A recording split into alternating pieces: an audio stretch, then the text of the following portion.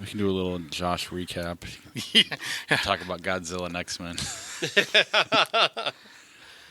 You don't have to if you don't want to. No, I'm happy to. I just have not watched a lot of new material. It's just those three, including Toy Story here, and everything else has been TV or stuff directly from the shelf.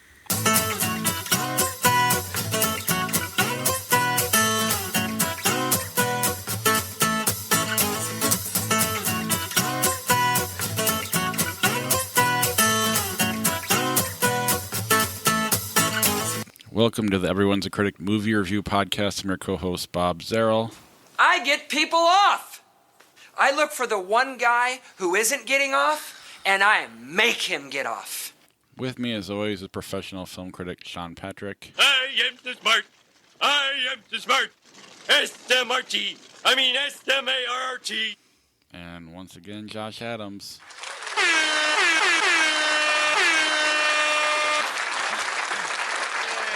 You're supposed to save the air horns for when I do stupid shit. And it's coming, don't worry. No, I just looked down and realized I hadn't updated my soundboard, so I still had last week's in there. So I just started hitting buttons. Visit us at IHateCritics.net. Everyone's a Critic Podcast.com. We're on Facebook, Twitter, Instagram. CriticsPod is a handle. Follow us there for the trailers, the podcast, any interaction, Sean's reviews, etc. Like us, friend us, tell your friends about us. We're on Apple Podcasts, Google Podcasts, Spotify, Stitcher, Alexa, and all your podcatchers. Subscribe to the show, rate and review the show. We'll read the review on the air like we did last week. Then there's Patreon, IHateCritics.net/Patreon. Or you can just click on the PayPal or buy the podcast merch, all at IHateCritics.net. Best way to help support the podcast, and you'll get noticed on the show. Let's get right into it. Josh has been gone for a while, so let's have a little... Hello, everyone. It's nice to be back in glorious rural Illinois, or additional rural Illinois, to Bob's house, which I will now refer to from this point, therefore, a natural laxative destination. I know that we don't generally go for poop jokes on this show, but it just so happens that let's just leave that to your imagination. Yeah. We're all sick to our stomach, really. But since he's been gone, we'll get caught up on some stuff that he wasn't here to talk about. So first and foremost, there's a new Batman. It's Edward. There is. And, you know, when the news initially hit that it was a confirmation that he was, I had realized that it had been a rumor for a little bit of time, and okay, fine. I wasn't sure they would go ahead with it. It's not so much him as Bruce Wayne. Okay, I think that's fine. He's, you know, sharp enough looking guy that I've seen him in tuxes even, you know, and of course he could pull that kind of thing off. Really what it is him as Batman. For some reason, I just couldn't picture his baby face, in other words, in a bat suit, and the connotation of him being in Twilight doesn't really matter because I haven't seen them, and I know that he's a more accomplished actor than just that throwaway franchise, you know. Now that I've gotten, you know, a little bit of time to get over that, I'm excited about the project. So once again, specific to this franchise, casting has been such an issue with fans. I think I need to be on the right side of history and, again, allow this to come to be. So I need to start being excited and proactive. If I was excited about the project to begin with, I know that Matt Reeves wouldn't settle on somebody that, you know, couldn't do the job or would look strange or something like that. So... And the rumored villains involved in this film are all just right up my alley. Josh Gad confirmed that he wasn't playing the Penguin today. Like, I just saw the news story today. That was yesterday. But the Riddler being involved in all this, that's great. You know, let's see what he does with it. It should be fun. What did you guys say? I mean, I didn't hear that one. We just... basically tried to guess what you thought. And how accurate were you? Well, at the time you had done like an eye roll on Facebook or something Yes. that, or you said yawn or something along those lines. I couldn't remember. Honestly, I don't remember. For me, it's more, I mean, all he really needs is this jaw and the bat suit. The rest can be a stunt man, so I'm not too worried about it. Of course, that jaw is very important, though. That is true. And Ben Affleck had an awesome jaw. The reaction from my son was actually a bit more funny. I told him the news. He's standing in the living room, and then he just kind of fell to his knees into the floor as like a hyperbolic reaction to that. It's like, boy, I really am raising this kid to overreact to things, aren't I? Who The did he picture you want? posted, he looked like Garfield on a Monday.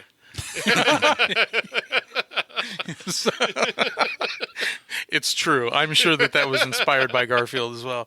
Who did he want as Batman? Oh, I don't think he had a choice. I mean, Well, I obviously none of us had a choice. a pick though, like what Right. he would be satisfied with. My pick was Ben Affleck. There was no reason to discontinue that. Whatever, it's fine. I wanted John Cena, but that was never going to happen. He's going to be He-Man. He has to be. No, he's not. But He's not. No, that guy's nice and buff now. Did you see that?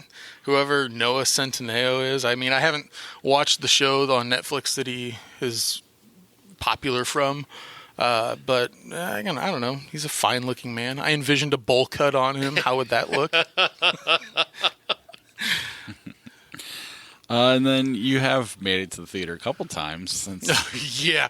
I took a little break after Infinity War and didn't go back to the theater. Number one, because there wasn't a whole lot there to get excited about.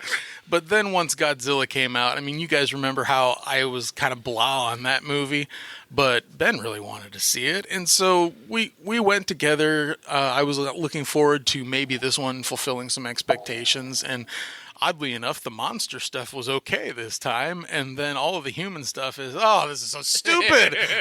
Especially Vera Farmiga and all of her nonsense about species this and species. Oh, it's just so full of shit. It's manufactured nonsense. And I saw right through that. And this whole, I don't know if you guys would agree with me on this, but Vera Farmiga has been in a decent amount of stuff lately, and in a couple of genre type pictures, like Captive stayed in this.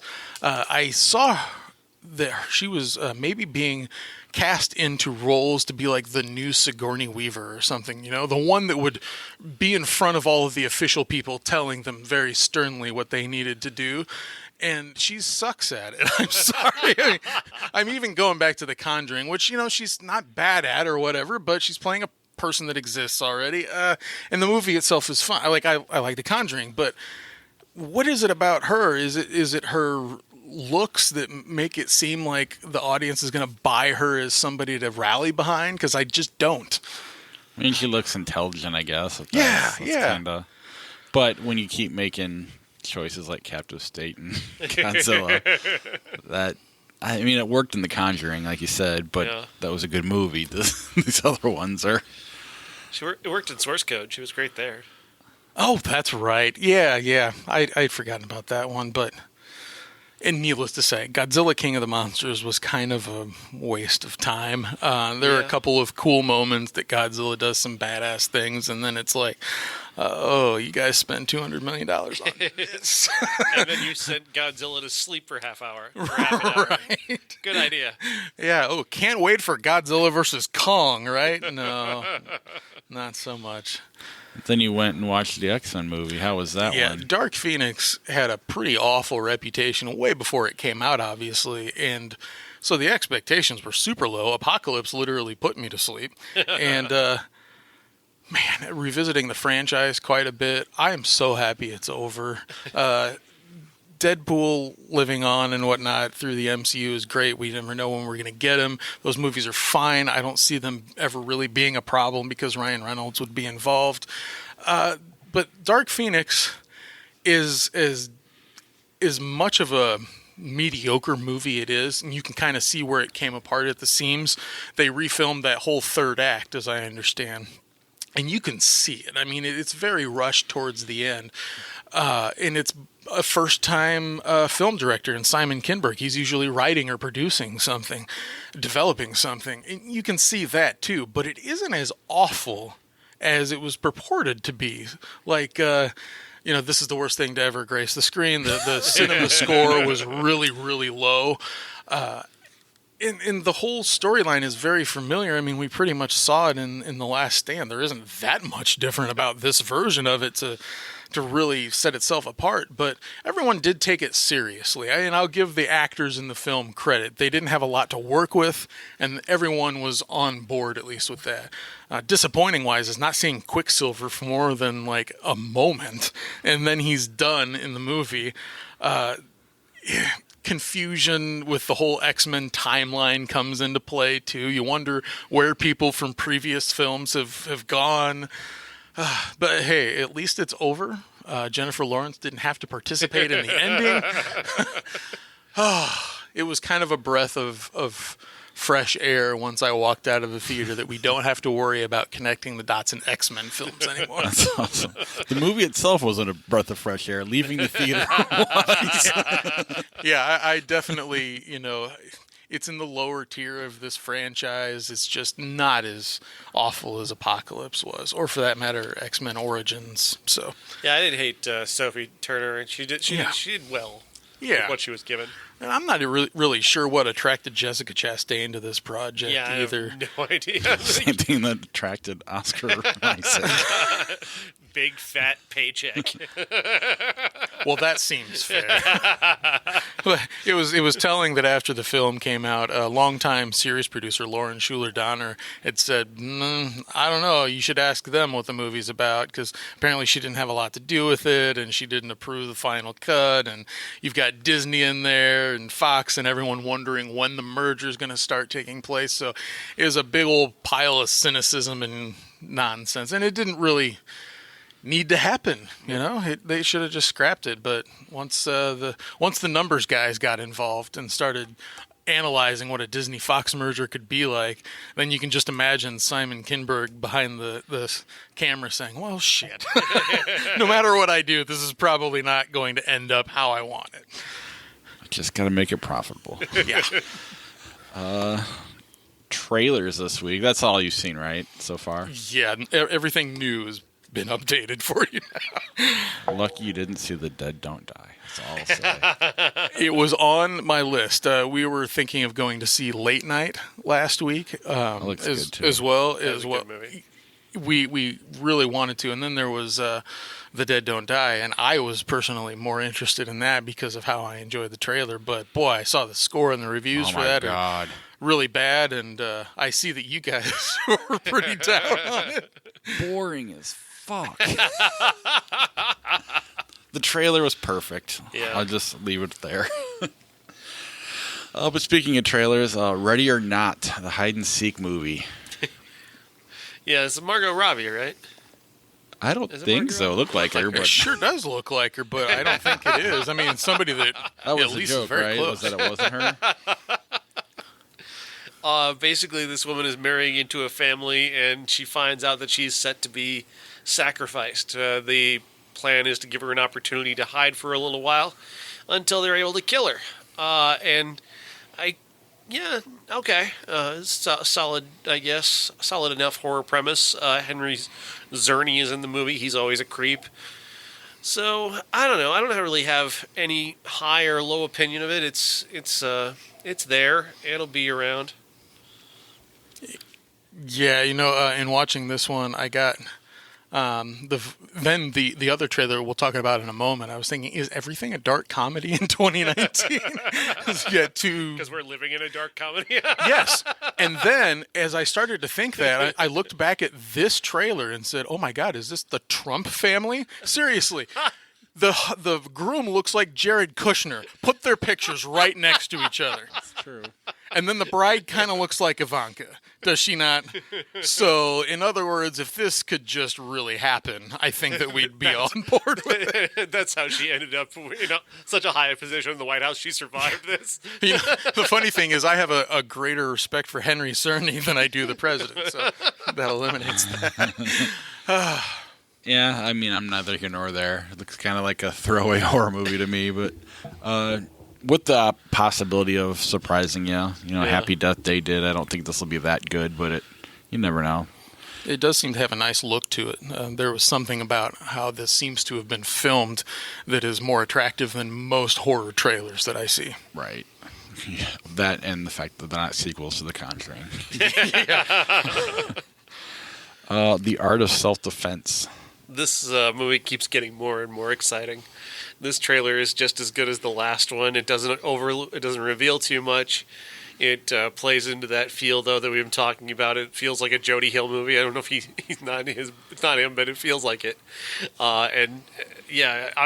Alessandro Nivola's character is getting more interesting now. This trailer gives him more of a highlight, whereas Jesse Eisenberg was the highlight of the first one. So they're playing it out really smart in how they're laying out this story, and it's like it is it's Once Upon a Time in Hollywood and Midsummer, and then this movie. Right. Yeah, it's pretty much the same for me. I mean, I might throw Midsummer #1, but otherwise, yeah. I can't. When does this come out? I don't know. I haven't seen it on any schedules at all, so hopefully. I'm betting it's kind of a platform release. Right. And watching the trailer, it kind of reminded me of the dark history behind Rex Kwon Do from Napoleon Dynamite or something. But I think I would probably rather have Diedrich Bader in the role, actually, than Alessandro Nivola. But at the same time, I like the premise. I like what this trailer is saying. And I spent a little time thinking about Jesse Eisenberg this week. Did you guys realize he's the brother of Hallie Eisenberg, the old Diet Pepsi girl that was in commercials with Ray Charles and stuff? Sure. Curly hair. Yeah? Okay. I had no idea about that. So I'm watching a bunch of old commercials this week. I see this girl. I'm like, oh, yeah, she was in a bunch of stuff. I look her up, and it says younger sister of Jesse Eisenberg. I'm like, oh, yeah, that makes sense. If you watch them both smile, they kind of look the same. So I was wondering which came first, Hallie getting Jesse into it, or did Jesse get Hallie into it? I don't know. Probably doesn't matter. I'll have to ask him. Yeah, I can't wait for this one. And it looks like, similar to The Dead Don't Die, the trailer is very good, but this is like the third one now that we've talked about, at least. And they've all gotten gradually better. And it seems like it's more than just a trailer, because every trailer's been good. Child's Play. Okay, Child's Play. This is, of course, a remake of the 1988 idiotic, terrible, awful, stupid movie about a doll that gets the soul of a serial killer inside of it. This time, it's different because Chucky he's an artificial intelligence, so he's a robot. And there's no serial killer involved, just a guy at a factory in Asia is pissed off about his job, so he just he screws with the wiring and creates an accidental evil Chucky and sends it off into the world. And it gets picked up by a woman who works at a store that sells. They're called buddy dolls. He's going to call himself Chucky, but they're buddy dolls. She picks one up and brings it home to her kid, and he goes nutty eventually. And it begins with him trying to defend the kid because they're friends. He's his buddy, and they're going to be friends to the end. But it keeps kind of spinning further and further out of control until he becomes a threat to everybody. Mark Hamill is the voice of Chucky, and he's fine. I just don't understand why we need another Chucky. It's just another cynical cash grab on a well-known IP and whatever. The critic score is pretty high, and the audience score. They're both fresh, I guess. 68%. It's fresh. Certified fresh. The original one kind of spurred forth from that, speaking of 80s commercial, the My Buddy doll. And I never had one of those. I knew people that had them, or the kid's sister doll or something like that. So it's a kind of a wry take on commercialism in a way, and I get that, and I like that. And I do like the concept here as compared to embodied with the soul of a serial killer angle. I like that part, but yeah, basically it's just slasher stuff for the new age. And I think they did a wise job of marketing it against Toy Story. You've got a crowd that's going to see Toy Story. You've got a crowd that is like, oh, I'm not going to see any Disney crap or whatever. They would love to see something like this. And so they marketed right to them. They did as good as they could in terms of if they were going to remake something that we didn't want to see, this is probably the way to do it, but I still have really no interest. Right, I might go see it after we're done recording. I mean, I probably won't. Chucky got reduced to straight to on-demand or video, whatever. But it probably did better for those type of movies than most. I mean, what's her name? Jennifer Tilly had a whole second round of a career based on straight-to-video movies. I heard somebody say that they're actually still making those Chucky movies. Like, they're still going to produce stuff. Brad Dourif. Yeah, in that line of Chucky movies. Like, that's still owned by them, and they still have this. This is a whole new version of it somehow. I don't know how that works, but the original creator of the Chucky franchise was not involved in this one, apparently, and is still involved in the other one.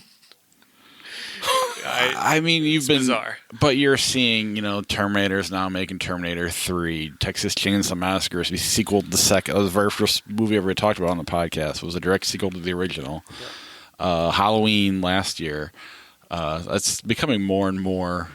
I mean, I could see them all of a sudden taking up the Halloween 5, 6, and 7, and then changing that or carrying that story on if they ever wanted to. At this point, they've ruined all the rules in movie making for all of us. So, it takes me back to ideas of rights in the 80s and how a lot of properties that were made in the 80s, executives may have learned from something like the George Lucas thing, where Lucas said, all right, I want to maintain all of the merchandising rights for this, and then, a certain cut or whatever the property, but yeah, you guys take whatever else. It seems like there was something learned from that by executives, and they would give opportunities to younger filmmakers, younger writers, etc., but they would maintain the rights to these things, and then eventually it all gets jumbled where you've got a lot of direct-to-video stuff, original people coming back to it after rights expire, etc., etc. There's like a whole cycle of stuff going on, but it reminds me that back in 1980-81, that Sean Connery returned to James Bond and did a completely different James Bond than was part of the franchise, even while they were making James Bond movies. So I guess it's not a new concept, but it sure is a lame thing to do. It really is. I'm so tired of just, like I said, just intellectual property just recycled for another round of cash grab. But it's not like it's new to only unique to movies. I mean, comic books have been doing it forever. It'll just be a story within a universe, or even books. Those Bourne books turn into just people just started writing them. I don't know how that works. I didn't read any of them, but it's not the same author after the first 3 or something like it, maybe 4. No, Eric von Lustbader is. Of course, you know him. As soon as you said I haven't read them, I'm like, don't say I have. Any good? No. But then again, the Bourne books are so different than the movies.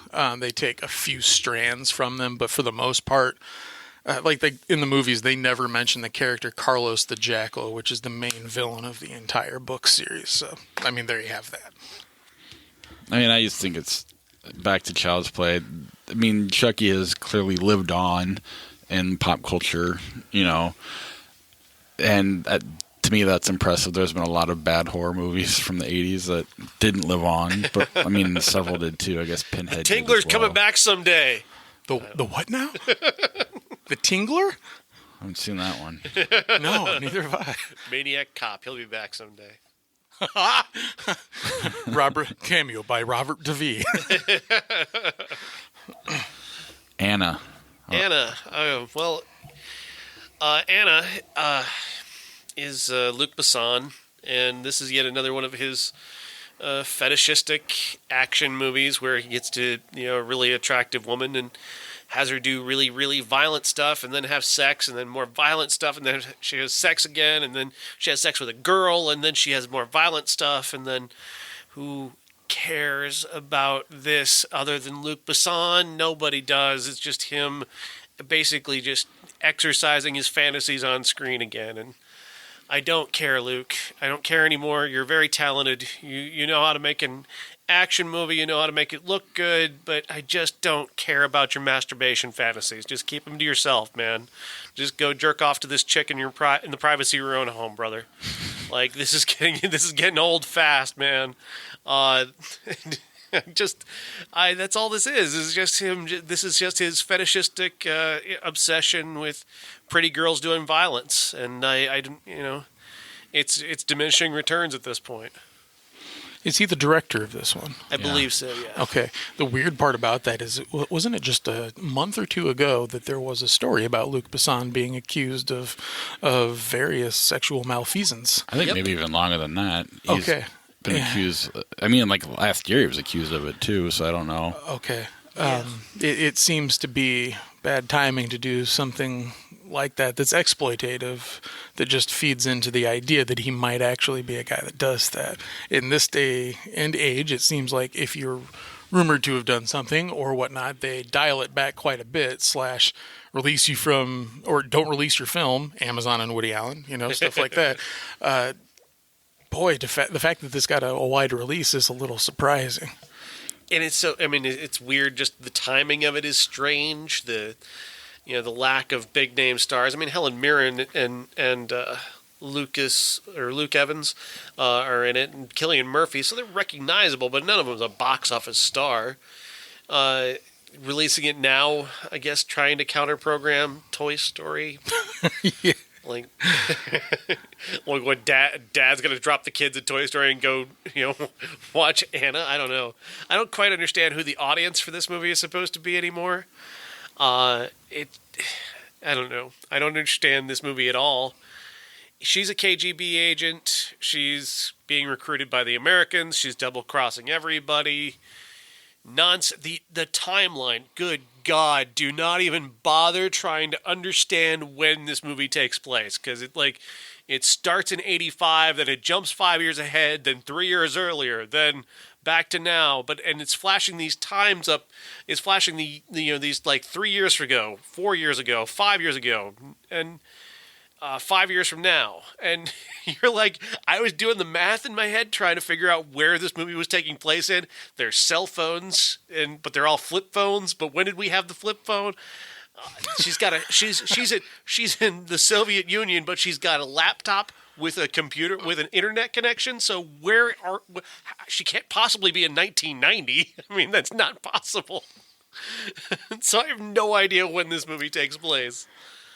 Part of a cinematic universe with Atomic Blonde and Red Sparrow. This Red Sparrow is halfway decent. Yeah, right. But I was reminding myself of Atomic Blonde, how the time period in which it takes place is a little vague. There's 80s music and 80s outfits, but they seem to have some modern cars, et cetera, et cetera. So that one was a little confusing. I will say the audience score is over 80% for this movie, with the critical way down in the 20s. So, I mean, maybe he has a masturbating audience. I don't know. Certainly, I think the audience that's drawn to a movie like this already is pretty well sold on it, because they want to see a sexy girl beating people up or shooting people or covered in blood or whatever.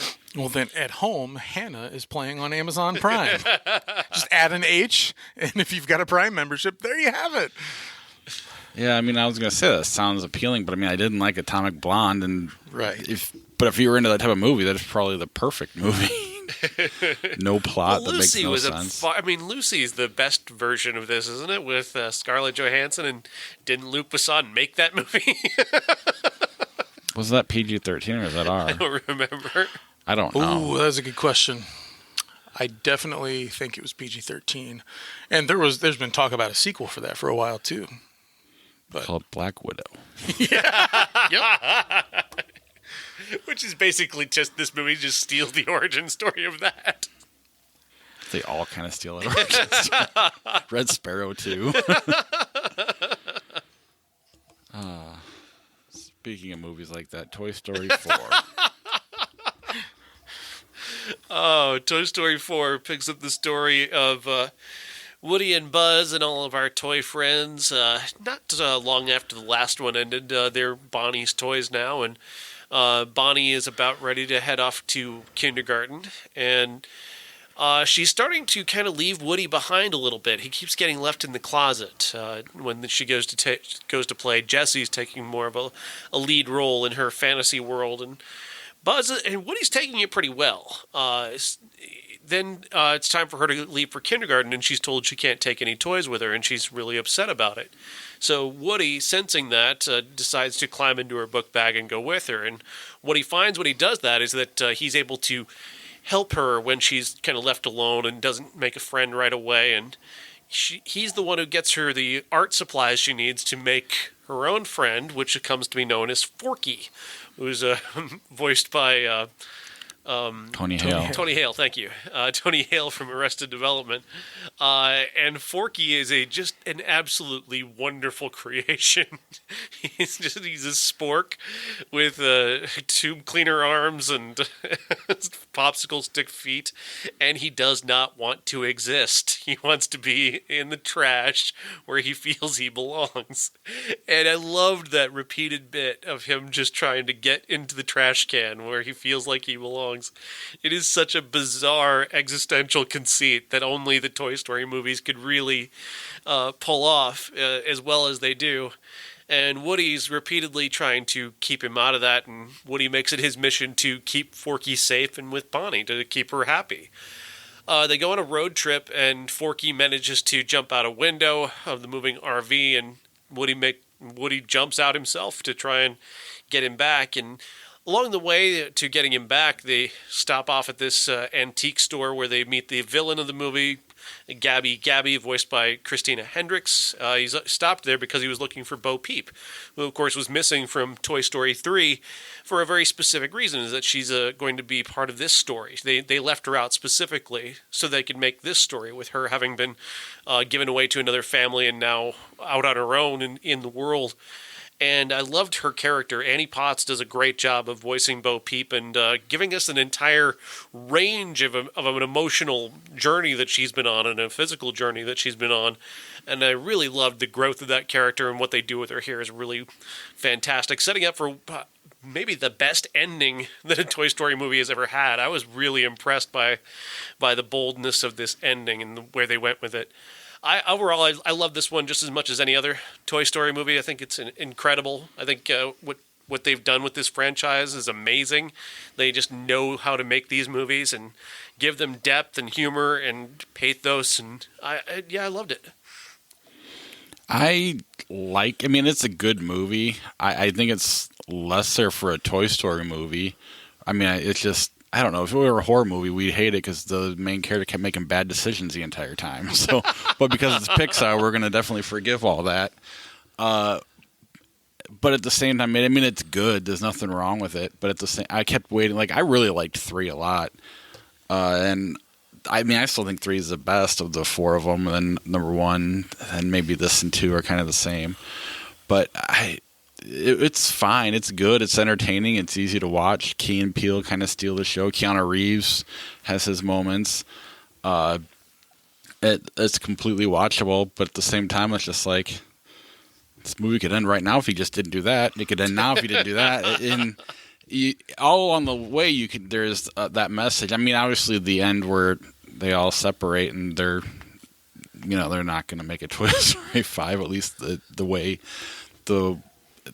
that this one is made, they're all going to be separate now. That was bold and good, but to me, I like it. It's a good movie, but I have a hard time holding it up as high as I do 3 and 1. I found that this one had for the first time in this franchise, especially having watched all of them this week, started to see some threads that didn't quite work for me. It wasn't quite as well formed of a movie as the other 3, and it could be because they didn't have one of the traditional Pixar directors at the helm of this. Although everyone's involved, it's still minus Andrew Stanton at the helm, minus Jeff Lasseter on the project. Not Jeff Lasseter, John. Sorry, cousin Jeff. I'm aware that you didn't have anything to do with this film. I've made that mistake a couple times this week. Cousin Jeff is just as touchy as John Lasseter. Wait, whoa. Connecting the dots, I realized that you made the joke. So that's why they released Anna this week. It's problematic week. But when you put it into words for me, it just didn't seem to hold up as much as the other ones. If he made this decision, then it would be over. I think that's what my problem was. First of all, it has a wonderful ending. There's no debate about that. They really hit all of the necessary notes there, and everything seems to be in its proper place. It ended the way that it should have ended to me. But this film seems slightly short. I feel like I kind of got in and out of the theater, and for the first time I felt like there was a bit of a cheap experience. Not that it was, because it's better than most animation that we see. But I've been wondering for about a day, what are the reasons why I feel this way? And I think that's it. In the other movies, coincidences happen, but it's kind of like, oh, well, okay, that kind of makes sense. In this one, it's like a deliberate needing to push the plot along that makes me think that it's slightly lesser. That being said, a lot of funny moments. I love Duke Kaboom. That character with Keanu Reeves is just, it's great. And to be honest, he would be like maybe the last person I'd think of for voice work, but it really works in this case. And Bo Peep is a great character arc. I love what they did with that. It, almost making her into like, for lack of a better term, a Ripley character. You know, she's been out there. She's seen some battle. She's even got like, you know, bandages over her arm and stuff.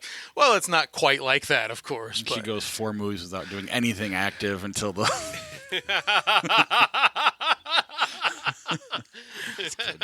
Moving on. I mean, that all said, it is a good movie. It's just, in terms of expectations, you know, it was coming out with 100 score on Rotten Tomatoes going into the weekend, and I'm waiting for the top everything else, and you're topping like the tip top of, you know, animation movies, and it doesn't do that. But that doesn't mean it's bad. It just kind of has me a little underwhelmed with unreachable expectations, I guess, is what I'm getting at. But it's still a good movie, and I can't wait for when they combine Sausage Party and Toy Story for Toy Story 5. Otherwise, why would you leave as friends? Oh, yeah, the only thing that needs to happen is, you know, you have to have toy kids somewhere along the line. I mean, so there's got to be some... In my head, I was like, it's going to end one of two ways. If it ends the way it does, that means the toys actually fuck. If it goes back to the kid, then they don't. Wow. Well, why else would he not go back to the kid? If you go as far into the mythos of this series that toys can be alive, and et cetera, et cetera, et cetera, well, then what does being alive mean? They try and explore it to the extent of a child's imagination, which is fine and acceptable. But we're seeing it too, and we want to see how that plays out. Not necessarily in that way, but we've already done that in our heads already in this story. Like, oh, okay, I imagine Jessie and Buzz end up. That'd be a weird situation there, right? I mean, she doesn't even have any gear for space. But... some like see why we miss him so much because of the inane thoughts, yeah. But you know, He-Man gets mentioned in the movie at one point for a character, and I was thinking to myself, maybe that's the one thing that is missing is the occasional playing around with toys that actually existed. Every once in a while, we get Barbie and Ken, and that's good, but they only allude to some other things, probably for rights issues, et cetera, et cetera. I totally get that. But I was hoping from the first moment I saw the first Toy Story that they would put in some of the franchise toys that we played with. It doesn't even have to be Star Wars, honestly. It could be anything to really put myself back in that frame of mind as a kid. These movies do a good job of getting close to there. But it just never quite goes that way. I suppose they wanted to rely on their original characters that they developed. I was hoping they would go that route with this movie at least a little bit. You know, especially when you got the Disney Star Wars synergy there, and they've already done a little bit with Wreck-It Ralph, introducing troopers and stuff. I was hoping, but... Toy Story 5, don't take it out of the box. That's one of the beautiful things about Toy Story 2. It speaks completely to the collector base, you know? Toy Story 2 doesn't get enough love. That might be my favorite, actually. Yeah, weirdly. That Jessie sequence early on, where she gets left behind, that is emotional. That Sarah McLachlan song is killer. It is killer. That's what she does. I was thinking, watching it this week, though, well, okay, this third verse doesn't need to exist. Okay, we've seen the story, we understand it. Now we're just waiting for the sad-eyed dog to show up on the screen and tell us to give it donations, you know? Yeah, so I don't know. It's my son liked it. My wife thought it was okay. It's good. It is what it is. It's doing very well. They're not planning on continuing this, and is this definitely the last one now? Hard to say. I mean, there are rumors that they could take this story and continue it somehow. It would be different. One of them is not going to be there, I guess. Right. Either which way they go. And in fairness, they've been separated a lot since, really in all the movies. So I don't remember too. That's the one I didn't watch this week, and that's kind of been the one I've forgotten the most, so clearly it doesn't get its due. It's, in my opinion, the most forgettable of the four. But I don't know. It's a Pixar movie. It's very, very good. I won't argue that. Ladies and gentlemen, this is the main event for the linear, legitimate, and universally recognized Undisputed Classic. Toy Story. 25 years. Can you believe that? It's been 25 years since the original Toy Story, and you watch it and it looks like it could have been made yesterday.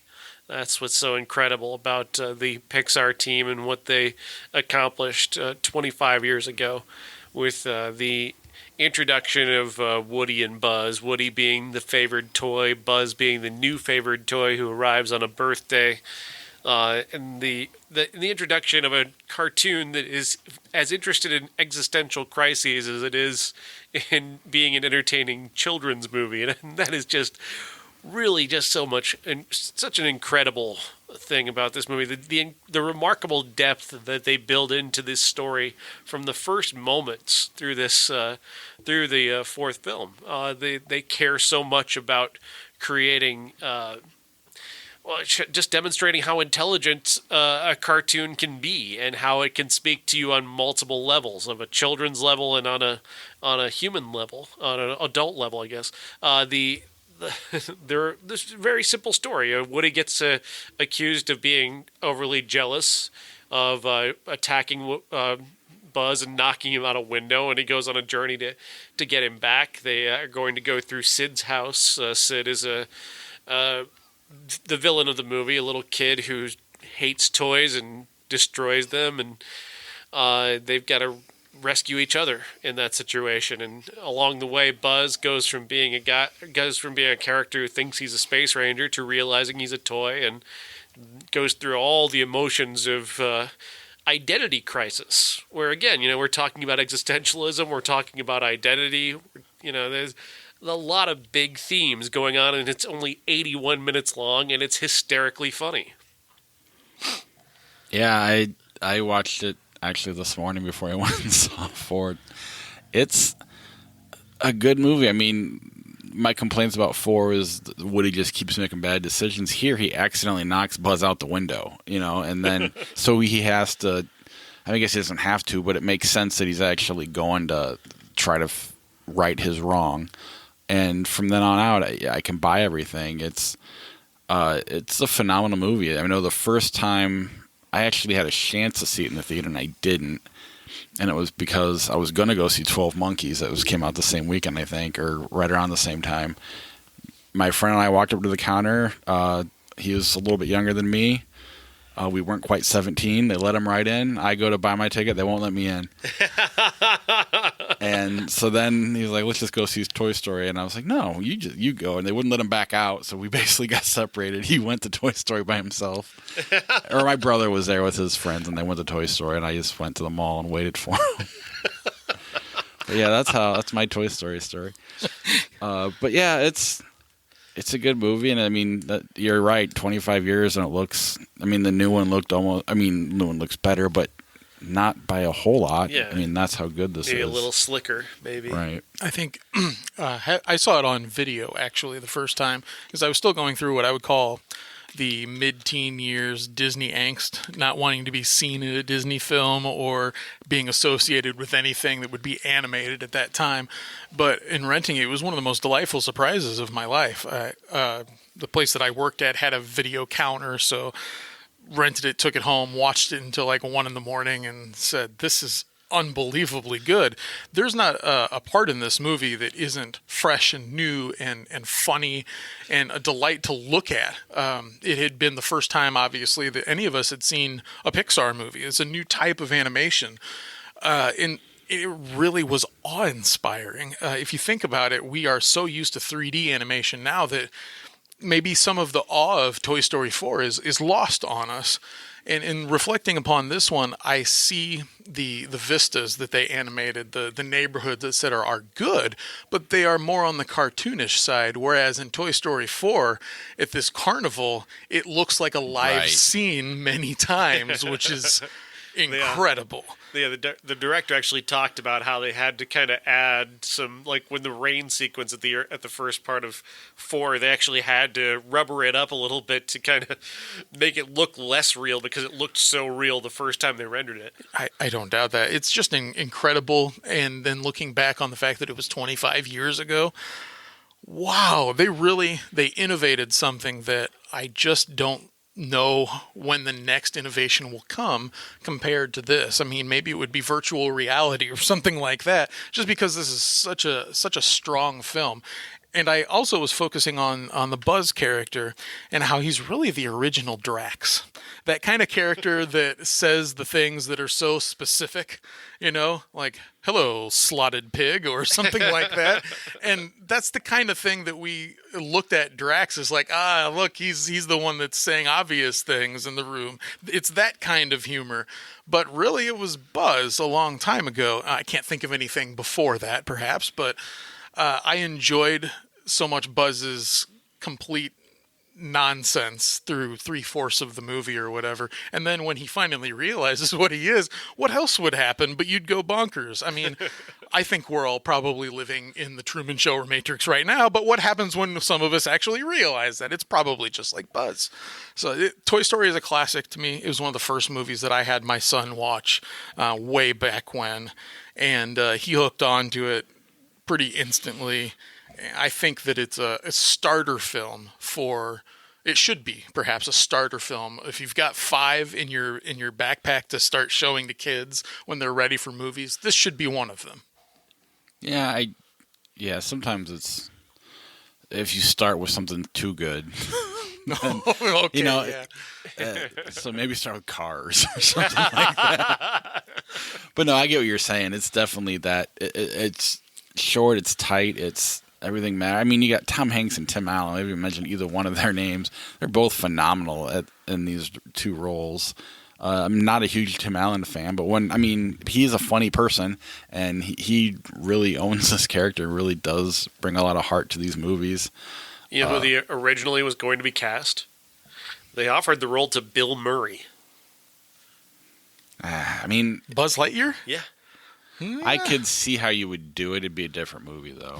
It would, and we had already seen Tim Allen through the eyes of Home Improvement as the standard for misplaced masculinity in a funny way then. And so for him to have that voice on there when we were used to hearing him grunt and whatnot seemed to make sense. It was kind of like countercasting for a reason. If you'd have Bill Murray in there, he already had a particular persona that we knew, and if he was different than that, it might have rubbed us the wrong way. So in a way, it's kind of perfect. Well, and you have the biggest movie star in the world and the biggest TV star in the world, right or up there. Probably top 5 for both. And you're like, those guys can be friends? I look at Tom Hanks on a much higher scale than I do the TV guys. Yeah. So that was always weird for me. Even now, just kind of looking at the red carpet pictures, are they ever together? Do they ever even meet making these movies? They don't, but I was listening to an interview with Tom Hanks and Tim Allen, and they're very good friends. They get together a lot. That seems an unlikely pairing, to be honest, based on everything that I've heard them say over the years. Well, Tim Allen's been in jail. Tom Hanks has. But no, I mean, the Toy Story movies are, you can't really go wrong with them. Even like we were saying, Josh and I didn't love 4 as much as Sean and a lot of the other people did, but it's still a really good movie that that definitely deserves its props. Anything else on Toy Story? If they had just started making, if Toy Story came out today for the first time, would it be the same? I mean, you would have to, because now it's all phones and games, and I mean, how would you, would it be? I know you could. There's still, I mean, you got your Marvel toys and whatnot, but still, there's a lot of. I don't know. My kid would rather be on the Switch than playing with his toys. I know exactly what you're saying because we and the kids of that time were still growing up in an age where you would get gifts in the form of an action figure or a doll or something like that that you identified with and you were close with, et cetera. At least a good portion of people did. Not everyone lived that kind of life. Forming that bond identified us as viewers that we could connect to this movie. Okay, we understood that bond between Andy and Woody, etc. And I think you've got a point there in that the story as it is now, as we know it from 94, wouldn't hold the same weight as today. They would have to do something different. And gosh, isn't there a movie out there that is not too old that tries to do something like that? Oh, I'm thinking of the Emoji Movie. Not that it's good, obviously, but in the way that they were trying to connect to modern technology and how kids interact with playthings, the Emoji Movie to me would have seemed like that natural thing. But the problem, of course, is that the Emoji Movie looks, at least the trailers that I saw, looked worse than the Toy Story movie from 94. And really, that was the first movie we saw that kind of animation and going for. It's the standard bearer. So in terms of animation, if it came out now, I mean, gosh, it would fit right in terms of. Well, you'd be making it, but you'd still be making it for our generation, I think. I mean, it still works for kids, but they're just used to watching people play with toys on YouTube. Yeah. Not in my house. We have limits, but everything's an unboxing video. They don't even play with the toys; they just unbox them. I like my son only has so many minutes a day that he's allowed to watch or be on his technology, we call it. But there was one day before we set those limits where he was literally watching a kid unbox and play with toys he had. He's got like all the superhero stuff, and he never, every now and then he does, but rarely ever plays with them. Yeah, it is weird. I get to one of the things that I do watch on YouTube pretty regularly is this guy named Phalis, and he reviews off-brand toys, like just these bizarre knockoff toys of popular toys like TMNT and Batman and Ghostbusters, and it is absolutely hysterical. And also he can take it very seriously, and then he plays with them, and it's the funniest thing in the world.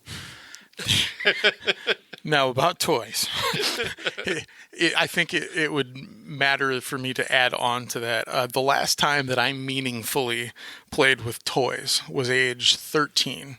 And the reason I did that is my mom had been telling me you need to put these things away or get rid of them, et cetera, et cetera. So I said to myself and her, one last battle. And I got all of them out. We're talking like the He-Man, the Turtles, the Transformers, the Star Wars. We're all involved in this epic crossover event on the floor of my room and in the bed. But I couldn't do it anymore. Like everything that was coming out of my mouth was, that's really stupid. Why would you ever say that? And I mean, I have plenty of what I call collectibles now, and they adorn their shelves, et cetera, et cetera. And yes, they're never going to get played with, in theory, because they're going to be held on and passed down, and maybe he'll pass them down to potential children, et cetera. And that's cool. Oh God, please no! I've got their values all laid out. You can't take them to Goodwill, man. But I think I would love to be able to access the part of my brain that had carefree joy in trying to create something. Regardless of playing with toys or writing something or whatever, that kind of unbiased, not worried about how the plot is going or whatever. I don't care how I defeat Skeletor to rescue Teela. I just want Teela back. And however that happened, involving Transformers and lots of bombs and a Jedi or two, it was cool. It was an innocent time. It's another thing to reflect upon these movies, is how they're kind of innocent in their way and gosh, pure. It always came back to pro wrestling for me, though. They always end up just having matches and stuff. Sure. Even though they weren't like Hulk Hogan dolls, it was like He-Man and whoever else. But it was always like wrestling matches. G.I. Joe. I had a G.I. Joe wrestling league. Like those guys all had. I had tinfoil belts for them, and I had a ring with rubber bands and a box and butter knives as the ring posts. It was serious, man. That's amazing. That's the kind of customization that collectors go for now. I'm going to keep that in the back of my head. Not for a wrestling rink, but using rubber bands. Yeah, that's an excellent one. See, I didn't have a ring because my hands would get in the way, so I just pretended there was a ring. You guys remember the WWE toys, or WWF at that point, the ones that were not quite Stretch Armstrongs, but they were bendy in a way, very rubbery. I never had any of them myself, but I did want some because that arena, or the ring. The big blue plastic ring. The big blue plastic ring was so cool when I saw other kids have it, and they would bounce them off the top thing, and then they would literally land on a couple of other ones for body slams. Oh, yeah. That was the good shit right there. I mean, I wanted a Roddy Piper. I wanted a Hulk Hogan pretty badly. There's a professional, two of them actually. Kurt Hawkins and Zack Ryder. They have their own podcast that is only about wrestling figures. Like literally chasing down wrestling figures. From the past or current ones? Both. Whatever they can get. Yeah. Oh, well, I will say this about wrestling figures. Nowadays, the sculpts are wonderful. They dominate the shelves compared to Star Wars figures. It's a little embarrassing for Star Wars when you've got wrestling figures that have got all new lines and they're always well stocked, etc. I've always said wrestling is to sports what Star Wars is to movie, what Kiss is to music. It's all kind of sure. It really is true. And sometimes they cross over because Kiss has action figures too. They were probably stormtroopers in one of the movies. That is funny. When I moved in, I think I told the story last week when Michael was here. I had Kiss figures. I've since thrown them away because they broke. But I referred to them as toys, and Josh was here, and he corrected me and said, no, action figures. Maybe I said dolls. Either way, he corrected me and said action figures. Actually.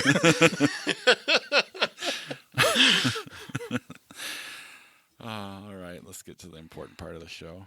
Since this is Aunt Bethany's 80th Christmas, I think she should lead us in the saying of grace. What, dear? Grace!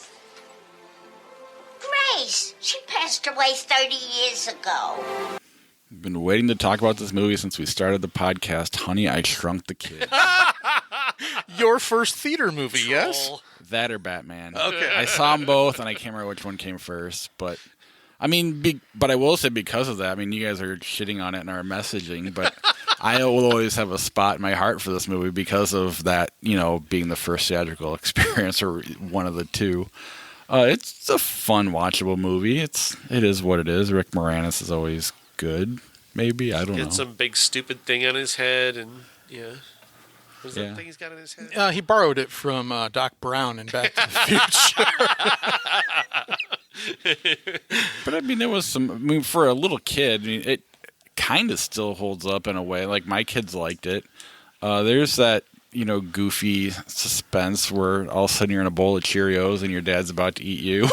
I mean, but it's not like, I mean, you can get invested in it and really buy into all that. It's a fun little movie. I don't know. Technology-wise, it's pretty impressive for 1989. Yeah. I'll give it that. I think I watched it as recently as 2014, 2015, right around there, and showed it to Ben.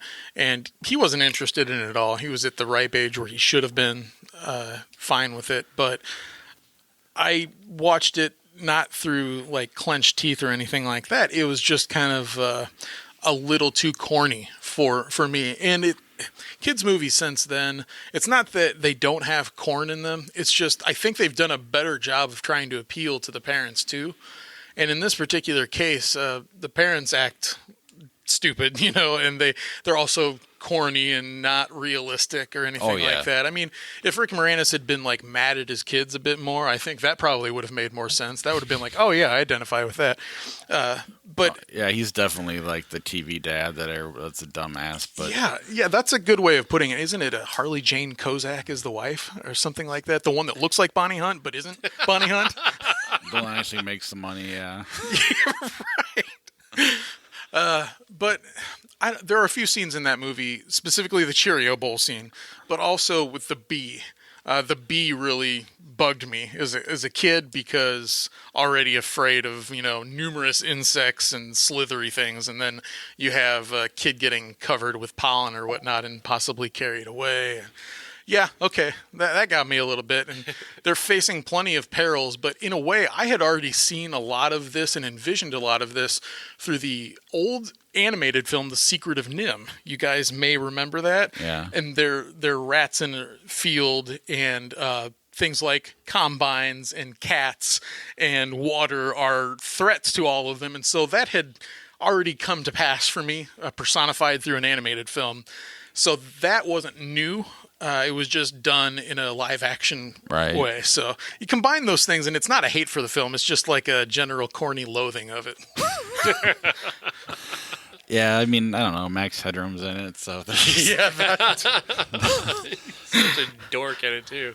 I mean that lawnmower scene's pretty good, and I found it was believable. But the relationship between the boy and the girl, the boy who liked the girl, I thought that was a realistic depiction.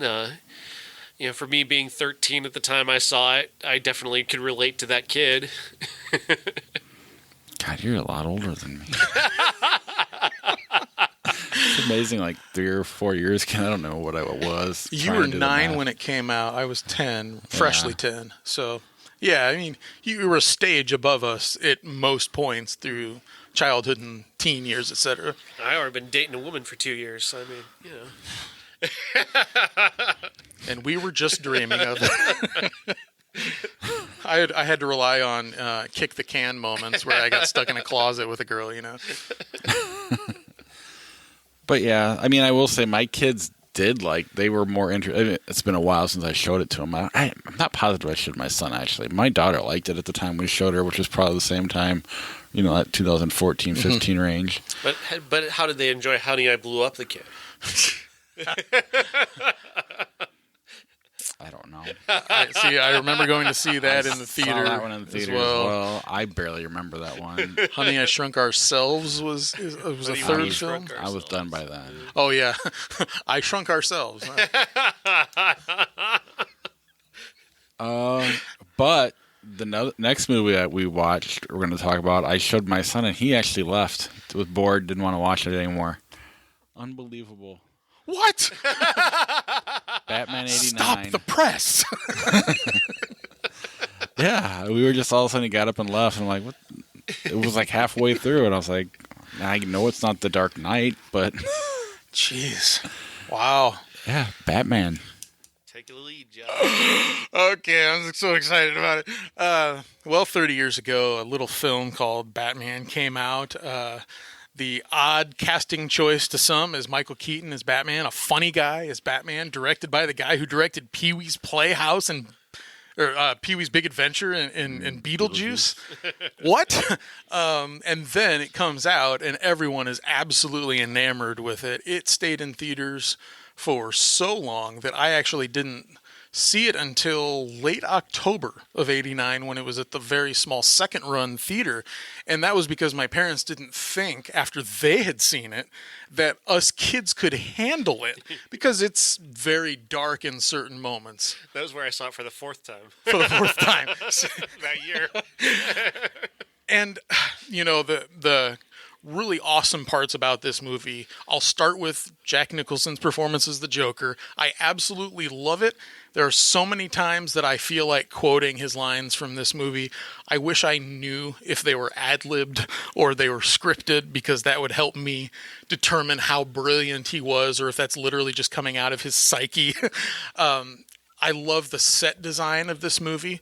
There's a gentleman, and I can't remember his name, but he was the production designer on this one, and he actually killed himself a couple of years later. He was a very disturbed man who designed a lot of dark things. And I wish I could remember his name, but I remember seeing an article where Tim Burton described who this guy was.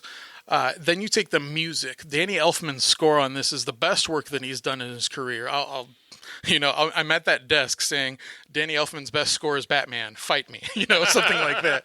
Because you hear it in so many places. I mean, if you go to Great America and you go on the Batman ride, that song is just playing over and over on a loop as you go through. And it puts you in the mood of this movie, which is brooding and dark and adult, and takes Batman from a place where they had last left him, which is pop, zoink, pow, et cetera, and takes it to a serious place that invites some of that comic sensibility in to a limit. I think that it is a tight movie with possibly just maybe needs more, actually. I want more Joker in here. I want more between Bruce Wayne and Vicky Vale, as opposed to a couple of scenes where they're together and then she's all of a sudden in the Batcave. Yeah. Alfred, you're fired. Yes, right? I mean, at that point, we get to see that Bruce and Alfred have a nice relationship, but Alfred's almost already fed up with him. That's part of the problem with coming in with Batman, in his 30s or early 40s, is that they've had a long relationship that we don't get to see. I think that this is the best movie that they could have possibly made in 1989, considering that we had Superman as a judge for it, the Adam West Batman is a judge for it, and then literally nothing else to go off of. I think it's a monumental accomplishment, and Tim Burton had a lot of struggles making this movie and trying to convince Warner's execs of his purpose for it. And they managed to attract Jack Nicholson, one of the best actors at that time, specifically, to the role. I think that it's wonderful. We'll talk about more, but please go ahead. Robin Williams was gonna play the Joker, because Nicholson wanted so much money, and they were negotiating. Like, Robin Williams was literally getting fitted for the costume when they told him that actually Jack's now taking the role. So thanks, Robin. He was pissed and never worked for Warner Brothers again until they apologized. Like, that's the level of angry that he was with them. Over this idea that he actually had the role. And Jack's still getting paid on these movies, isn't he? It's like the Bobby Bonilla contract of movies. Yeah, that's how well Jack did on Batman. That's interesting. Yeah, what I found interesting watching it again this week was it's actually not all that removed from the 66 version when you get down to it. It's more self-serious. But really, when you think about it, Nicholson's Joker has no real ties to the comic book other than the name and like the look. He's really inventing it, and it's really much more along the lines of what Cesar Romero did with Joker on TV than it is with any kind of Frank Miller idea of who Joker was.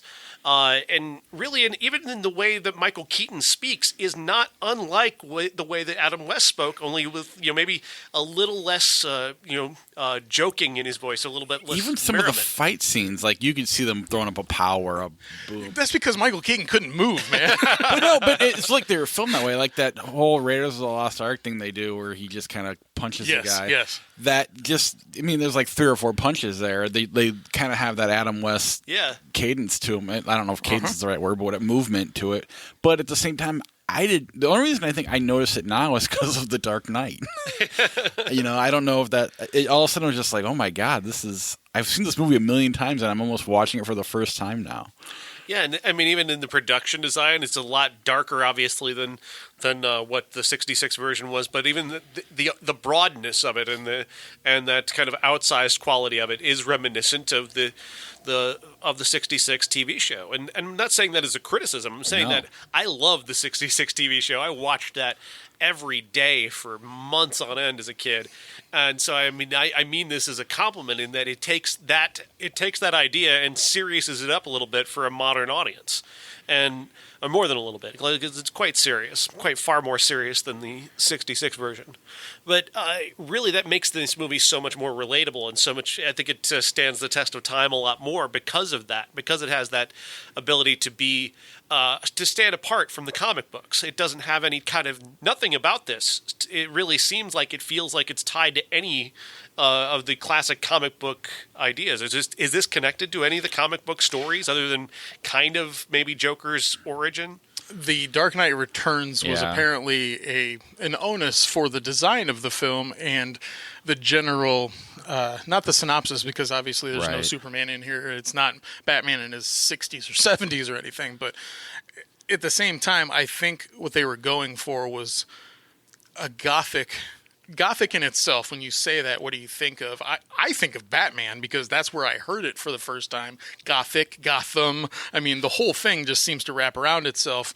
I think that Dark Knight Returns was more of like a look at what they did here, look at what they did here, look at what they did here, because there's no direct translations off of the screen. You can see that in Batman vs. Superman in a number of different scenes for sure, like almost literally off of the page. But in this case, gosh, what I was hoping to say about your 60s version, I see exactly what you're saying. There's a lot of words that would be camp if it weren't surrounded by so much black and so much delivery that is meant to be serious. So they set a particular tone in this movie. You know, you've got an old style newsroom. You know, it's kind of timeless in a way too, where the cars are maybe from the 40s or 50s, but then there's also modern technology and computers and whatnot.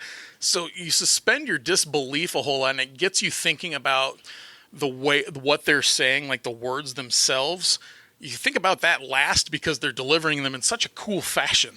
Well, you know what else sets it apart and kind of modernizes it is the score that you're talking about, Danny Elfman's score, because obviously the '60s version is set to that sort of '60s guitar sound, and very high camp and not particularly complex, whereas this is highly complex and very modern, and that does kind of, along with the darkness of the production design, that's really what sets it apart. Otherwise, you do have a lot of these broad characterizations. Like I said, I think Jack Nicholson, I don't think ever picked up a comic book. I think, but I'd be willing to bet that he saw Cesar Romero on TV back in the '60s and was in that sphere. Even I'm not positive Tim Burton ever picked up a comic book either.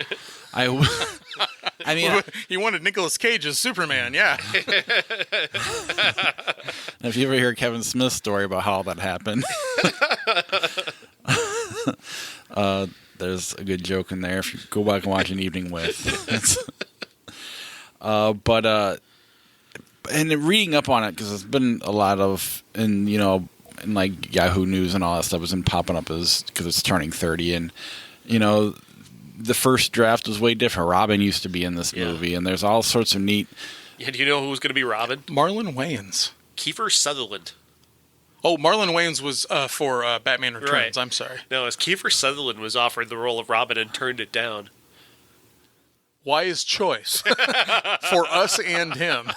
But then, I mean, Joker wasn't originally the killer in the original script, and Alfred wasn't supposed to give away his identity. There's just a lot of things that changed, but in a way, it's like, well, it could have been, but at the same time, I don't need that. I'm perfectly happy with the movie the way it is, and I really don't ask that what if question, other than when I read the article for half a second, but then watching it again, it's like, and I don't know how much of it's nostalgia versus it being good. It's definitely good. Yeah. But I definitely do think nostalgia makes me like it even better. Sure, but this is, I think, one, unlike, say, like Last Crusade, which that movie so much, but Take thy beak from without thy heart. but this one I think that earns that nostalgia and it carries with it. Whereas that's just a pure ego trip. This is an actual movie. Never rub another man's rhubarb. Sorry, I've been waiting to say that for so long. I wanted to focus on Michael Keaton for a second too, because of all of the fervor there is over his casting choice. It seems like when people want to choose their favorite Batman, he often wins. And that's a kind of poll that I see a lot of the time, especially in the circles that I run. Who's your favorite Batman? And he still is mine, honestly. And it has very little to do with what good things Christian Bale and Ben Affleck brought to the role, and the shitty things that Val and George Clooney brought to the role. Or, I mean, Adam West is fine for what that was, of course, you know. Adam West he was wonderful as that. Great nostalgia for that. But in this one, there's something about his face. It's not just the chin, okay, which is always very important for Batman, right? But in this case, it's his facial expressions a good portion of the time that indicate somebody that's so conflicted all of the time, that has great capacity for love and change, but also is just constantly hounded by demons. Think of all of those other actors, and you just don't get that out of any of them. And he does that so well. And I just wish, as bad as Batman Forever is, and as bad as Batman and Robin, in the way that Warner's took this franchise, all they had to do was really pay their star for once, you know. Michael Keaton got second billing as the lead character in this movie, which is a tough pill to swallow, I'm sure. But then once you do that and you have a massive hit like that, pay the man, reward him for his time in the suit and the the effect that he's had on the movie industry just being who he was. I would have loved to have seen this franchise go to its natural conclusion, which was Batman Forever, and then the proposed Batman Triumphant that never came out, and then eventually get to that spot where you've got Keaton as Batman and whoever they wanted to bring on as Superman. And that's just like maybe the most missed opportunity in film for me. Not that there aren't great films that need to be recognized, but in terms of the fun of the movies, I've always rued how Warner's has treated the Batman franchise and the character and their constant recasting of this and that and everything. The way they treated Robin Williams is another way of looking at it. I mean, they offered him the Riddler role, and he was just like no, you screwed me. And the story about Sean Young, like, coming to Tim Burton and dressed as Catwoman to try and lobby for the role. There's all these wonderful little side stories, and then there's just people messing with things because this movie was so damn popular. Yeah, but Sean Young, interestingly enough, was cast in this movie. She was Vicky Vale. She was going to be Vicky Vale. She broke her arm. Oh, that's right. Riding a horse that was supposed to be part of this story somehow, and she obviously lost the role, and they brought in Kim Basinger. That's right. And to be honest, that's cool. I think Kim Basinger did a fine job. She's really great. Yeah. Her and the originally her and Robert Wool, the Robert Wool character at least, they were supposed to be like a part of a love triangle. I think the only thing that keeps that from happening is the casting. Robert Wool. It's the casting of Robert Wool, who was never once believable as a romantic hero for even a second. No. I did like the way his character plays out, but other than that, you know, that heroic moment he gets at the end where he's trying to save people from the gas, I thought that was really neat. Absolutely. And don't forget, we've got Billy D. Williams as Harvey Dent in this movie, and he was promised that he would eventually get to be Two-Face, and then they never did that, of course. Maybe because Billy D., you know, isn't quite the star that they thought he might be. Maybe people... Whatever the case may be, casting him in this role is kind of cool because it showed that they weren't necessarily interested in sticking to comics even back then. I would be fascinated to know what Billy D. Williams did with his career. Because, I mean, there's what did he do outside of Star Wars? Wherever was he? Bingo Long and the Traveling All-Stars, baseball movie in the 70s. There were a couple of action films that they tried to make him into, like the Eddie Murphy type of character in the early, mid-'80s. We talked about one of them on the show because I watched it from a few years ago, but I can't remember. The Colt 45 commercial. The Colt 45 commercial, which he hates talking about. And, the funny thing is, of course, in the Lego Batman movie, he plays Two-Face, of course. Right. Yeah, so I'm just looking at his IMDb. It seems like for long periods of time, he just didn't do anything, or it didn't seem like he was doing anything. Robot Chicken. Yes. And, of course, they cast this actor named Pat Hingle, who's in almost everything that you could see from the 70s and 80s, as Commissioner Gordon, a consummate character actor, but he has you don't take him seriously as Commissioner Gordon in any of these movies, really. Yeah. He's a bit too comical in a way. I mean, aloof, loafing, I guess you just don't take him seriously. And he really never develops that relationship with Batman that we've seen since and saw before and knew from the comics. Yeah. Yeah, but I mean, I don't know. The fact that it exists, really did kind of change the game. I mean, I suppose Spider-Man was the next one to do that, but I don't know. I still think it holds up. It's one of those where part of why I think Michael Keaton's the best is he's the most, aside from Adam West, is he's the most fun Batman in terms of the dark Batmans.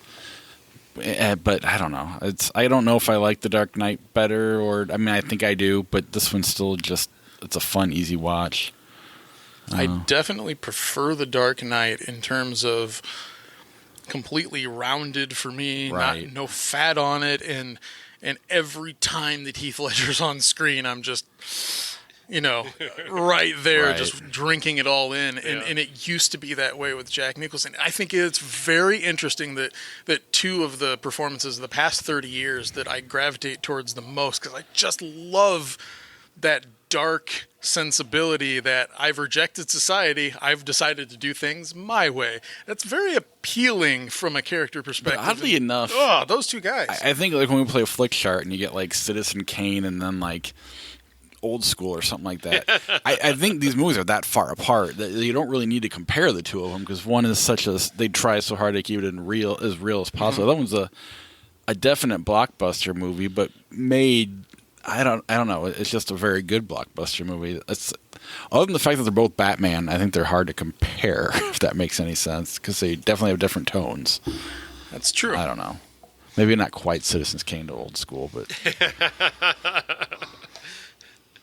maybe Schindler's List to Old School. Anything else on Batman before we? It's just so, like, if you haven't seen Batman from '89 yet, that would be one that I'd really wonder, what have you been up to? Because it seemed like even people that weren't into superheroes or comics or toys or whatever, even the girls in my class that were not talking about the same types of movies that I was, were like, ooh, Batman was awesome. Everyone seemed to be on board with that.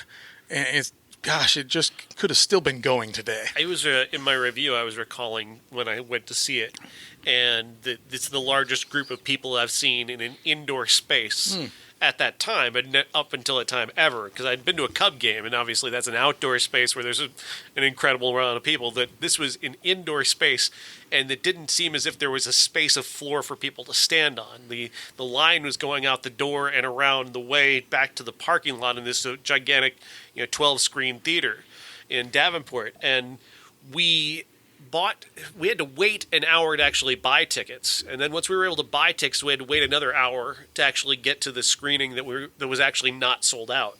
Like, so that was the wait that we had to do in order to get in to see Batman on opening weekend. It was like going on Batman the Ride. Order an indoor concert. Yep. That was something I was going to say, and I totally lost it. Oh, I am kind of curious, because even you were a little young for this, but like that later teenage, early 20 comic book fan, being that this, Batman does kill somebody, it isn't true to the comics whatsoever. How did they like this movie? Because, I know some didn't, but I don't know the majority of them. They were all really angry about Michael Keaton, right? Well, everybody was at first, but once the movie came out. Honestly, at that time, I knew no one that was really into comics. I have never sourced the opinions of. Well, no, that's not true. I know a comic book artist. I've been on his show before, in fact, and we've discussed Batman at length, and he really loves it because he's a big Frank Miller fan. We watched it together at college, now that I think about it, and it was his copy. So that must mean that he really liked it. Another reason I ask is, I watched that show, Comic Man. I'm a big fan of that. The podcasts they do, and Walt Flanagan, who is a comic book artist as well.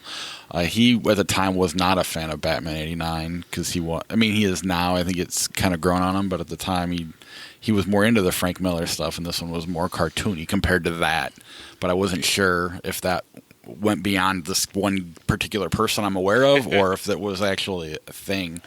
But John, don't you listen or watch a guy on YouTube? Isn't his name Linkara or something like that? Has he gone over Batman before this one? Oh yeah, he loves it, but he's also a little bit younger than us. He's a younger kid, so he's in his 20s. Damn. But yeah, he adores it.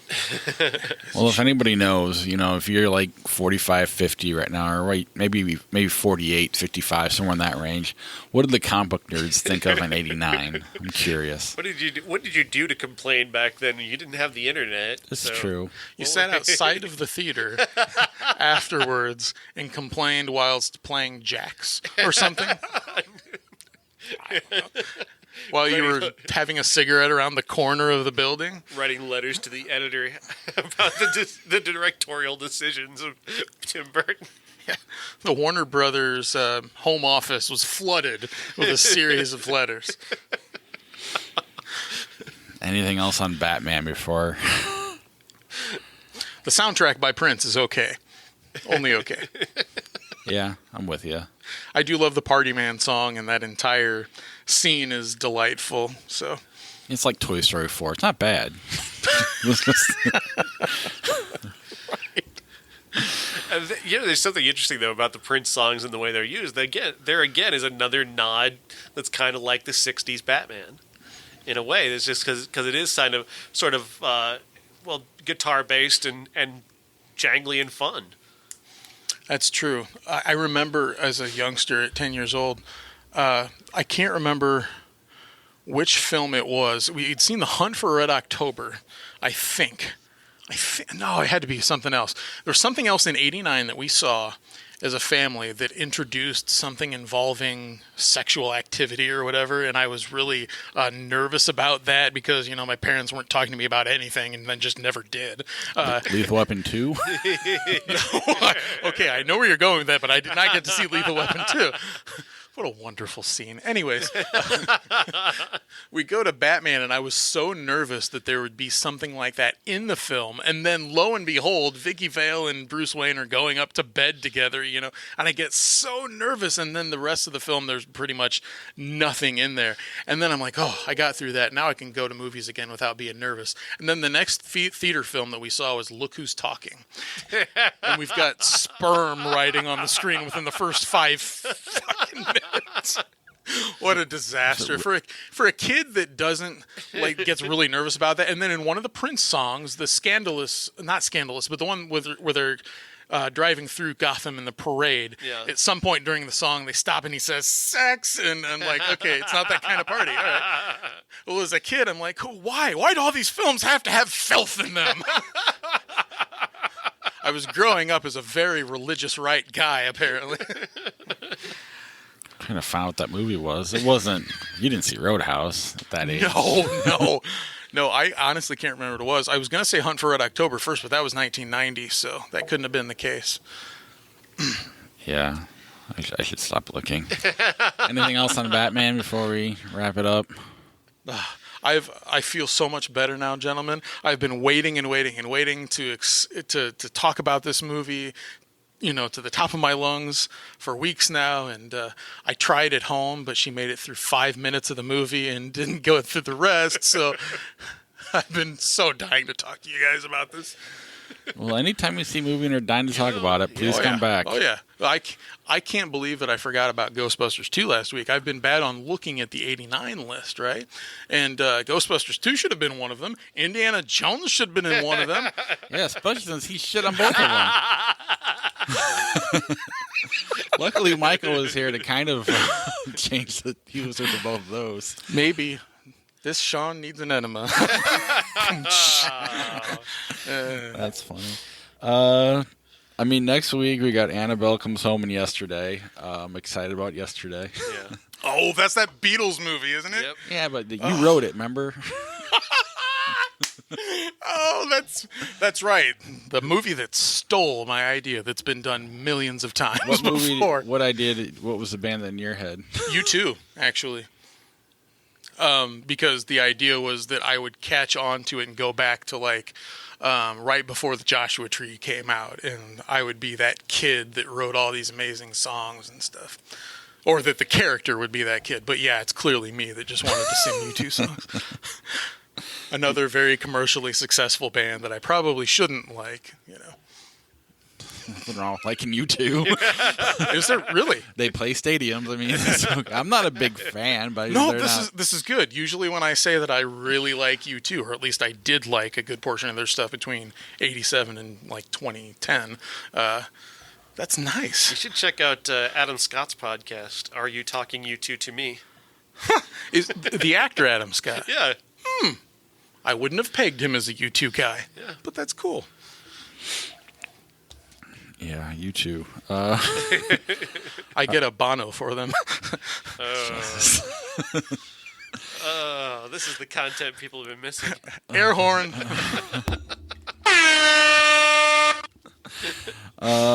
Our classic next week, unless things change, is Yellow Submarine, provided that it's available.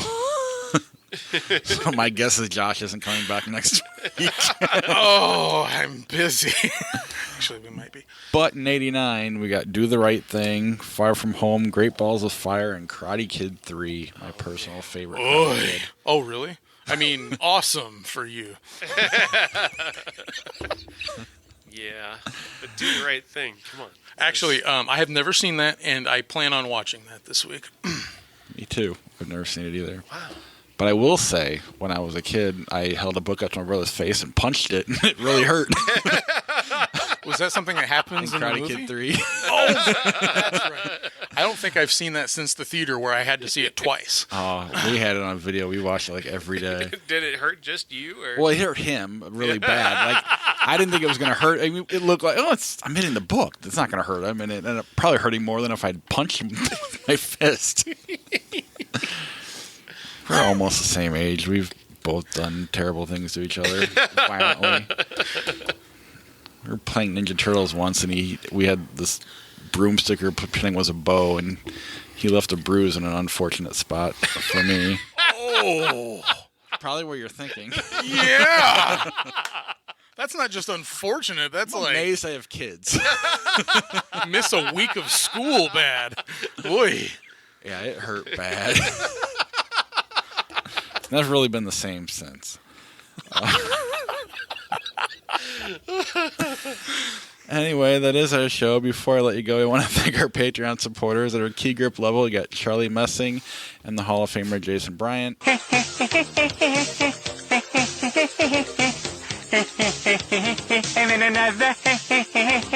Our character actors Christina Cato, Josh Paul, and Beth Paul, and cousin Jeff. I think this is the beginning of a beautiful friendship. Special effects level Corey Finneran and Sarah Morrell. May the Force be with you. And our movie star Dave Severs. I want the truth! You can't handle the truth! Every time you use it, you think of your brother. That is not true. I hope it doesn't become true. I don't think it'll come. So to speak. Pretty sure I'll forget all about this after we're done talking. The weird, Freudian thing anytime his wife hands him a broom. Wait, what are you saying? I guess there are other ways you could use the broom. Time to... And that's the show. Some play flick shirt? Yeah. Yeah, we got rid of the outro because we don't have 3 best friends anymore. So 2 best friends and 1 asshole. 2 best friends and... But the problem is if we have a 3rd person who's the asshole. Three Men and a Baby or Independence Day? Independence Day. I'll take 3 Men and a Baby reluctantly. I'll go with Independence Day. I know it's not great. I like but Will Smith. Meet the Fockers, The Princess Diaries. Meet the Fockers. Yeah, agreed. I like that one too. Twins or Ghost Rider? Twins. Deuces Wild or Last Action Hero? Last Action Hero. Yeah, I don't know. Deuce is Wild. Yeah. The Fighter, The Golden Compass. The Fighter. The Fighter. Stardust, The Cat O' Nine Tails from 1971. No. Let's just refresh both those, because who gives a shit about Stardust? What's the other cat movie that you talked about from the 70s or 80s? It's like Cat People? Oh, no, it wasn't Cat People. It was a cat that it was like a super cat or a mutant cat or something like that. Or, maybe I'm not. Seriously, there's a movie about a cat that you talked about from the 70s. It was like Cat's Eye? No, not that either. We'll figure it out at some point. Singles or Eurotrip? Oh, it's Singles. Singles. I love Eurotrip kind of, though. It's weird. Harry Potter and the Chamber of Secrets or The Jerk? Oh, gosh. Because I would watch The Jerk right now. The Jerk. Same here. Wow. Three against nobody on Harry Potter. Rat Race or Pocahontas? Oh, man, that is brutal. That is a brutal choice. I hate both those movies. Pocahontas. I hate Rat Race more. I haven't seen Rat Race, but I also haven't seen Pocahontas. I just know the song. I'll go Colors of the Pocahontas. Wind. I do know that song does not leave my head enough. Vanessa for Williams, however many for whatever years reason. later that's been. Jerry Maguire or The Night Gallery? Nights and I'm gonna refresh that. It needs to be hard. Come on. Fine. Tenacious D and The Pick of Destiny or Jerry Maguire. It's Jerry Maguire, but I love Tenacious D. Jerry Maguire. I think they're actually making a new one. I hope so. It's much smaller budget this time. Blades of Glory, LA Confidential. LA Confidential. Agreed. Kim Basinger, second best role. The Bridge on the River Kwai or Star Trek 2009. Bridge on the River Kwai. I must agree. Wow. Thought we'd fight more. Ocean's 13, North by Northwest. North by Northwest. Agreed. Yep. Horrible Bosses, Man on the Moon. Man on the Moon. Agreed. Yeah, that documentary really helped my opinion of it. I Love You Man, Three Amigos. I love you, man. Oh. It's Three Amigos, which elevated itself when it turned 30 on our show quite a bit. But I do enjoy I Love You Man a lot. I say slap into bass way too many times. Yeah, and I didn't watch Three Amigos when it turned 30, so it's still I Love You Man, but I probably could be convinced to go to Three Amigos. Do you feel we have a plethora of opinions? Watchmen, 8mm. 8mm. Watchmen. I'll go Watchmen. Dead Poet Society, Wedding Crashers. Ooh. Gosh, wow. I think because I just watched Dead Poet Society, I'm going to pick that. Dead Poet Society. Yeah. Three Men and a Baby, Outbreak. Outbreak. Still love Outbreak. 3 Men and a Baby. It's the only Dustin Hoffman movie I can tolerate. Aside from Chef. But he's barely in there. Wag the Dog. Even that one I'm a little bit iffy. I hate Dustin Hoffman so much now. It's just... Oh, because of his... No, Tootsie. Fucking Tootsie. Watching Tootsie just pissed me off. I fucking hate him now. I go back, like I retroactively go back and watch Dustin Hoffman movies going, man, he sucks. like Urban Cow or Midnight Cowboy and oh god, just yeah. Because I've been listening to Unspooled, Paul Scheer's new podcast, and like Dustin Hoffman's all over the AFI list, and it's like I hate that movie. I hate that movie. I hate The Graduate. I hate Wag the Dog is a great one, though, and Marathon Man I've always loved, so I'll never be able to get rid of those two. Rain Man, obviously, I hate Rain we Man. know what you feel about that, so I didn't say it. But. Yeah, I mean, I haven't seen I hate Marathon Kramer versus Man. Kramer. Oh, yeah. I remember hating that. Sorry, Uncle Jeff. But do you hate it because it's bad or because of the... I don't know. I don't mind Kramer versus Kramer. It's in honor of Meryl Streep's 70th birthday that we've decided we hate it. She's only 70? I don't think he listens anyway.